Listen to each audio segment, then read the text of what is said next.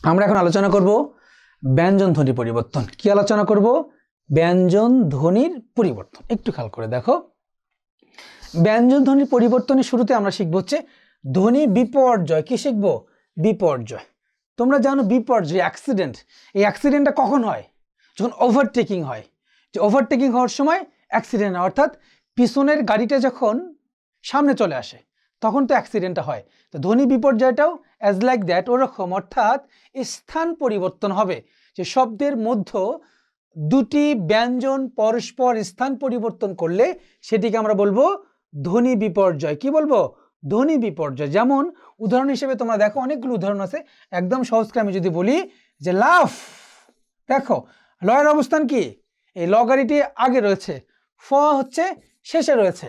ফ ভাবছে সারা জীবন আমি পিছে থাকবো না, আমি কি করব? সামনে চলে আসব।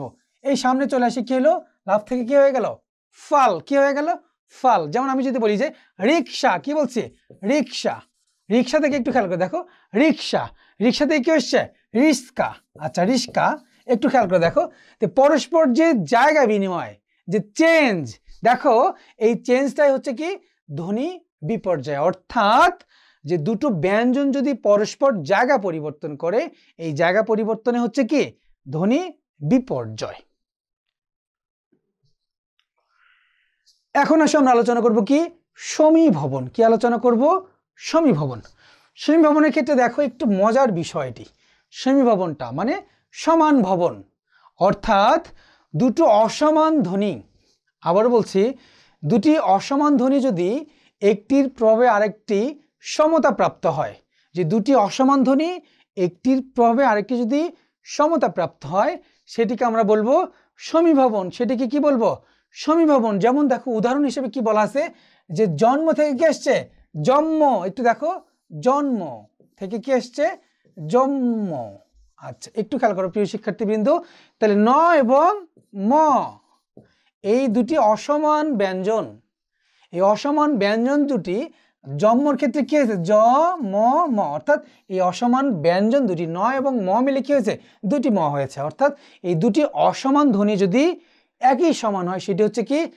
সমীভবন, অর্থাৎ সমান করা। অসমানটাকে কি করা? সমান করা। আবার বলছি, সহজ করে চিন্তা করবা, যে অসমান দুটি ব্যঞ্জনকে আমরা কি করব? সমান করব। সেটি হচ্ছে কি? সমীভবন। তো সমীভবন কয় প্রকার? সমীভবন হচ্ছে 3 প্রকার। সমীভবন কয় প্রকার? সমীভবন হচ্ছে 3 প্রকার। এর আগে দিয়ে যে কথাটি তোমাদের মনে রাখতে হবে, দেখো মনে রাখতে হবে সমীভবনের জন্য গুরুত্বপূর্ণ হলো যুক্ত ব্যঞ্জন, অর্থাৎ যুক্ত ব্যঞ্জনের দিকে তোমাদের দৃষ্টি দিতে হবে। অর্থাৎ যুক্ত ব্যঞ্জনের ক্ষেত্রে যদি দুটি অসমান থাকে ব্যঞ্জন, এই অসমান ব্যঞ্জন দুটি কি হবে? সমান হবে। সেটি হচ্ছে কি? সমীভবন। সমীভবন হচ্ছে 3 প্রকার। একটা হচ্ছে প্রগত সমীভবন, একটি হচ্ছে পরাগত সমীভবন, আর একটি হচ্ছে কি? অন্যান্য সমীভবন। একটু খেয়াল করে দেখো, শুরুতে আমরা কি শিখব? প্রগত সমীভবন। তো প্রগত সমীভবনের ক্ষেত্রে এখানে দেখো কি বলা আছে, যুক্ত বর্ণের প্রথমটি ঠিক থেকে পরের বর্ণটি প্রথম বর্ণের সমান হলে সেটি হবে কি? প্রগত সমীভবন। অর্থাৎ পূর্বের বর্ণটি ঠিক থেকে যদি পরের বর্ণটি তার সমান হয়, সেটি হচ্ছে কি? সেটি হচ্ছে কি? প্রগত সমীভবন। যেমন দেখো কি বলা হয়েছে, উদাহরণ হিসেবে আমি যদি বলি প কয় ব, সেটি হচ্ছে কি? প কয় ব, সেটি হচ্ছে কি? পক্ক। পক্ক থেকে আসছে কি? পক্ক। একটু খেয়াল করে দেখো, পক্ক। তাহলে আমরা যদি ভেঙে লিখি তাহলে কি হচ্ছে? প ক ব। একটু খেয়াল করো, প ক ক, মনোযোগ দাও প্লিজ। তাহলে এখানে কি? প প ঠিক রয়েছে, ঠিক রয়েছে। ক ক ঠিক রয়েছে, ঠিক রয়েছে। অর্থাৎ এই যে ব, এই ব ব্যঞ্জনটি কার সমান হয়েছে? এই ব ব্যঞ্জনটি তার আগের যে ক, এই কর সমান হয়েছে। অর্থাৎ দেখো এখানে পক্ক পক্ক, অর্থাৎ এখানে প্রথম ক ঠিক আছে, প্রথম ক ঠিক আছে, এবং বটা কি হয়েছে? বটা কি হয়েছে? কর মতো হয়েছে। আমি যদি বলি দেখো একটু, যে পদ্ম, পদ্মকে একটু ভেঙে ফেলো, দেখো পদ্মকে যদি আমরা ভেঙে ফেলি তাহলে কি হচ্ছে? প, পদ্মকে আমরা ভেঙে ফেললাম, তাহলে কি হচ্ছে? এখানে ভেঙে ফেলে কি হচ্ছে? প দ ম, তাহলে এটাকে আমরা ভেঙে ফেললাম। আচ্ছা, এখন এখান থেকে কি আসছে? দেখো পদ্ম, কি আসছে? পদ্ম। একটু মনোযোগ দাও প্রিয় শিক্ষার্থীবৃন্দ, একটু মনোযোগ দিতে হবে তোমাদের। তাহলে কি ভেঙে ফেলে কি হচ্ছে? প দ দ। অর্থাৎ এই যে দেখো দুটি ব্যঞ্জন, দুটি ব্যঞ্জন দ এবং ম, এই দ এবং ম দুটি আলাদা ভিন্ন ব্যঞ্জন, এই দুটি ভিন্ন ব্যঞ্জন এখানে কি রয়েছে, একই রকম হয়েছে। অর্থাৎ প্রথমটি ঠিক থেকে যদি পরের বর্ণটি প্রথম বর্ণ বা প্রথম ধ্বনিটির সমান হয় সেটি হচ্ছে কি প্রগত সমীভবন, সেটি হচ্ছে কি প্রগত সমীভবন। আচ্ছা, এরপর খেয়াল করো পরাগত সমীভবন। তাহলে পরাগত সমীভবনের ক্ষেত্রে কি হবে, পরাগত সমীভবনের ক্ষেত্রে যেটি হবে দেখো, পরা অর্থ পরে, পরাগত সমীভবনে পরের বর্ণটি ঠিক থাকবে। অর্থাৎ আমরা আগের যে উদাহরণটি দেখেছিলাম সেটি উল্টোটা এটি। আচ্ছা, এটিতে কি থাকবে, এটি হচ্ছে পরের বর্ণটি ঠিক থাকবে, পরের বর্ণটি, যেমন এখানে বলছে গল্প, কি আছে বাবা, গল্প, গ লয় প, সেটি হচ্ছে কি গল্প। গল্প থেকে কি এসছে দেখো, ভেঙে ফেলো, তাহলে গ ল প। আচ্ছা, ভেঙে ফেলে কি হচ্ছে গপ্প, গ প প। আচ্ছা দেখো তো এখানে, এখানে কি রয়েছে, এই যে পরের প, এই পরের প এখানে ঠিক রয়েছে, হ্যাঁ এই পরের প এখানে ঠিক রয়েছে। তাহলে পরিবর্তন হলো কোনটার, পূর্বেরটার। কি পরিবর্তন হলো, পূর্বেরটার। অর্থাৎ পরের বর্ণটি ঠিক থেকে যদি পূর্বের বর্ণটির পরিবর্তন হয়, অর্থাৎ পরিবর্তনে সমান হয়, সেটি হবে কি সমীভবন। সেটি হচ্ছে কি সমীভবন। এবং কেমন সমীভবন, সেটি হচ্ছে কি পরাগত সমীভবন। মনে রাখবা, পরাগত সমীভবন হচ্ছে কি পরেরটা ঠিক থেকে আগেরটা পরেরটার সমান হবে, সেটি হচ্ছে কি পরাগত সমীভবন। বিষয়টি কি ক্লিয়ার? আশা করছি তোমরা এই বিষয়টিও বুঝতে পেরেছ। এরপর আসো অন্যান্য সমীভবন। অন্যান্য সমীভবনের ক্ষেত্রে যেটি হয় দেখো, যে এখানে যেটি হবে এটি দেখো কি অন্য যোগ অন্য, অন্যান্য অর্থাৎ অন্য অন্য অর্থ, অর্থাৎ ভিন্ন ভিন্ন ভাবে এটি হবে। অর্থাৎ বিদ্যা থেকে কি আসছে, বিদ্যা। এখানে যুক্ত বর্ণ দ, যুক্ত বর্ণ কি দ ও জ, দ এবং জ এই দুটি কি হয়েছে পরিবর্তন হয়ে কি হয়েছে একই বর্ণ জ হয়ে গেছে। এটি হচ্ছে কি অন্যান্য সমীভবন। আমরা দেখেছিলাম প্রগত এবং পরাগত সমীভবনের ক্ষেত্রে একটি ঠিক রেখে পূর্বেরটি ঠিক রেখে পরেরটি তার সমান, নতুবা পরেরটি ঠিক রেখে পূর্বেরটি তার সমান। বাট এই ক্ষেত্রে আমরা দেখেছি যে দুটিরই পরিবর্তন হয়েছে। এখানে বিদ্যা থেকে কি আসছে বিদ্যা, তাহলে এখানে দ এবং জ দুটির পরিবর্তন হয়েছে। দুটির পরিবর্তনে কি হয়েছে একই রকম হয়েছে, সেই ক্ষেত্রে এটিকে আমরা বলবো অন্যান্য সমীভবন। আশা করি তোমরা এই বিষয়টি বুঝতে পেরেছো। অর্থাৎ সমীভবনের ক্ষেত্রে একটা বিষয় তোমরা মাথায় রাখবে যে সমীভবন অর্থাৎ সমান ভবন, অর্থাৎ দুটি অসমান জিনিস হচ্ছে এক সমান করা, দুটি অসমান জিনিসকে কি করা এক সমান করা, এটি হচ্ছে সমীভবন। এখন আসো আমরা আলোচনা করছি যে বিষমীভবন। আমরা সমীভবনের ক্ষেত্রে কি বলেছি, যে দুটি অসমান জিনিসকে সমান করা। তাহলে বিষমীভবনটা কি হবে, দুটি সমান জিনিসকে অসমান করা, দুটি সমান জিনিসকে কি করা অসমান করা। দুটি সমান জিনিসকে যখন আমরা অসমান করবো সেটা হচ্ছে বিষমীভবন, আর দুটি অসমান জিনিসকে যখন সমান করবো তখন সেটা হচ্ছে কি সমীভবন। দেখো কি বলছিলাম, বিষমীভবন অর্থাৎ দুটি সমান ধ্বনিকে আমরা কি করব সমান করব।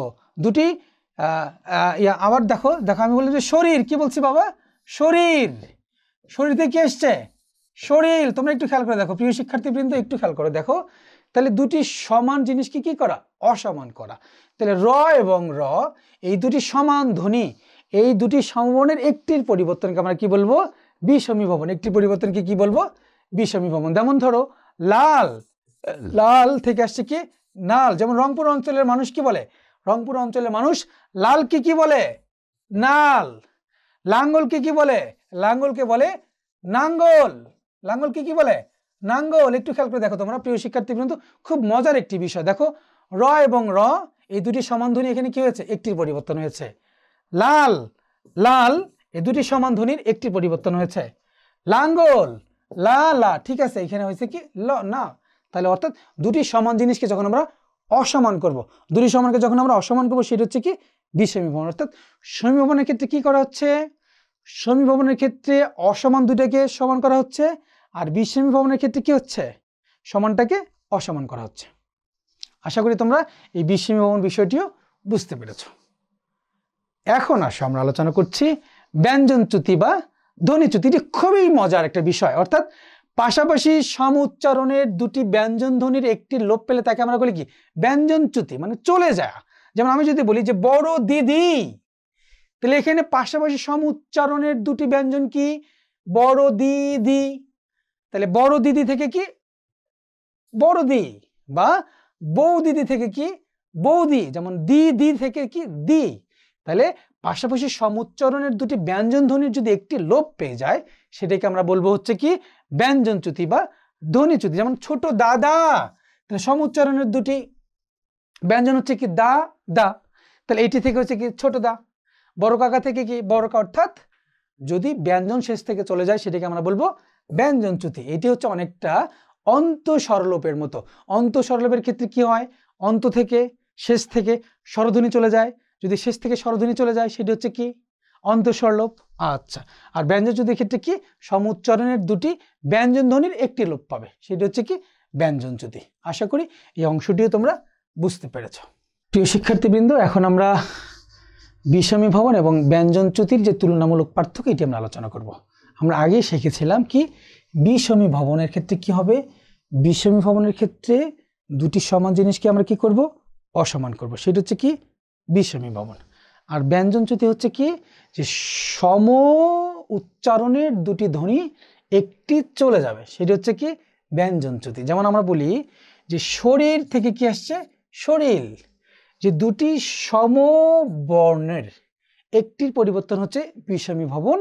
আর ব্যঞ্জনচ্যুতি হচ্ছে কি দুটি সম উচ্চারণের একটি শেষ থেকে চলে যাবে, সেটি হচ্ছে কি ব্যঞ্জনচ্যুতি। যেমন আমি বলছি, আমার একটু মনোযোগ দাও, শরীর র র সমান, শরীর থেকে কি হলো শরীর, অর্থাৎ দুটি একই রকম দুটি যদি থাকে ধ্বনি থাকে, সে দুটির ধ্বনির যে সমানটাকে যখন আমরা অসমান করবো, আগেই বলছি সমানটাকে অসমান করাটাই হচ্ছে কি বিষমী ভবন। আর ব্যঞ্জনচ্যুতি হচ্ছে শেষ থেকে কি হবে ব্যঞ্জন ধ্বনি চলে যাবে, সেটি হচ্ছে কি ব্যঞ্জনচ্যুতি। আশা করি বিষমী ভবন এবং ব্যঞ্জনচ্যুতির যে বেসিক পার্থক্যটা সেটি তোমরা বুঝতে পেরেছ। এখন আসো দ্বিত্ব ব্যঞ্জন বা ব্যঞ্জন দ্বিত্ব, অর্থাৎ আমরা আমাদের ধ্বনিটাকে গুরুত্ব দেওয়ার জন্য, আমাদের উচ্চারণটাকে গুরুত্ব দেওয়ার জন্য, অর্থাৎ শব্দকে জোর দেওয়ার জন্য যদি আমরা একই ব্যঞ্জন দুইবার উচ্চারণ করি, অর্থাৎ শব্দকে গুরুত্ব দেওয়ার জন্য একই ব্যঞ্জন যদি দুইবার উচ্চারণ করি, সেটা হচ্ছে কি ব্যঞ্জন দ্বিত্ব। যেমন আমরা যদি বলি যে সকালে এসো, কখন এসো সকালে এসো, যে তোমরা সকাল সকাল পড়তে বসো, আর যদি বলি যে সকাল সকাল পড়তে বসো, তাহলে সেটি হচ্ছে কি দেখো ব্যঞ্জন দ্বিত্ব। অর্থাৎ ব্যঞ্জনকে যখন আমরা শব্দকে যখন আমরা জোর দিয়ে উচ্চারণ করব, সেটি হচ্ছে কি দ্বিত্ব ব্যঞ্জন বা ব্যঞ্জন দ্বিত্ব। যেমন সকাল থেকে এসছে সকাল, পাকা থেকে কি পাক্কা, সবাই হচ্ছে কি সবাই। তাহলে এই যে বিষয়টি, এটি হচ্ছে কি ব্যঞ্জন দ্বিত্ব। অর্থাৎ একটি শব্দকে জোর দেওয়ার জন্য যখন আমরা একই ব্যঞ্জন দুইবার উচ্চারণ করব, সেটি হচ্ছে কি ব্যঞ্জন দ্বিত্ব। আর ব্যঞ্জন বিকৃতি হচ্ছে কি, ব্যঞ্জন বিকৃতি হচ্ছে তোমরা জানো বিকৃতি হচ্ছে পরিবর্তন, আর এই পরিবর্তনটি একটি দুটি সবকটি ব্যঞ্জন পরিবর্তন হলে ব্যঞ্জন বিকৃতি হতে পারে। যেমন আমরা যদি বলি, একটু দেখো, ধোপা থেকে কি ধোবা, বা দাইমা থেকে কি দাইমা। আমরা যদি বলি এরকম কপাট থেকে কি কবাট, অর্থাৎ এটি হচ্ছে কি ব্যঞ্জন বিকৃতি। অর্থাৎ উচ্চারণটাকে যখন আমরা বিকৃত করি, সেটা হচ্ছে কি ব্যঞ্জন বিকৃতি। আশা করি তোমরা এই অংশটিও বুঝতে পেরেছ। এখন আসো আমরা আলোচনা করব অন্তর্হতি। অন্তর হচ্ছে মানে ভিতর, হতি মানে কি চলে যাওয়া, মানে ভিতর থেকে চলে যাওয়া, মাঝখান থেকে চলে যাওয়া। মনে রাখবে শব্দের মাঝখান থেকে যদি ব্যঞ্জন ধ্বনি চলে যায় সেটি হবে কি অন্তর্হতি। যেমন আমরা যদি বলি যে ফাল্গুন, ফাল্গুন থেকে কি আসছে ফাগুন। দেখো তোমরা মনোযোগ দাও, তাহলে এই শব্দের মাঝখান থেকে কি ল, এই ব্যঞ্জনটি চলে গেল। যদি শব্দের মাঝখান থেকে ব্যঞ্জন চলে যায় সেটিকে আমরা বলবো অন্তর্হতি। তাহলে অন্তর মানে হচ্ছে ভিতর, হতি মানে চলে যাওয়া। তাহলে ভিতর থেকে চলে যাওয়া, অন্তর থেকে চলে যাওয়া, কি চলে যাবে ব্যঞ্জন চলে যাবে। মনে রাখবা মধ্য স্বরলোপের ক্ষেত্রে কি হয়েছে, মাঝখান থেকে স্বরধ্বনি চলে গিয়েছে, সেটা হচ্ছে কি মধ্য স্বরলোপ। আর অন্তর্হতির ক্ষেত্রে কি হয়েছে, অন্তর্হতির ক্ষেত্রে মাঝখান থেকে ব্যঞ্জন চলে গিয়েছে, এটি হচ্ছে অন্তর্হতি। তাহলে সুপ্রিয় শিক্ষার্থীবৃন্দ, তোমরা মধ্য স্বরলোপ এবং অন্ত স্বরলোপের মধ্যে কিন্তু একটি সাদৃশ্য দেখতে পাচ্ছ। আবার বলছি, মধ্য স্বরলোপের ক্ষেত্রে মাঝখান থেকে স্বরলোপ পেয়েছে, আর অন্তর্হতির ক্ষেত্রে কি হয়েছে মাঝখান থেকে ব্যঞ্জন লোপ পেয়েছে। তো মাঝখান থেকে যদি ভিতর থেকে যদি ব্যঞ্জন লোপ পায় সেটিকে আমরা বলবো অন্তর্হতি, সেটাকে কি বলবো অন্তর্হতি।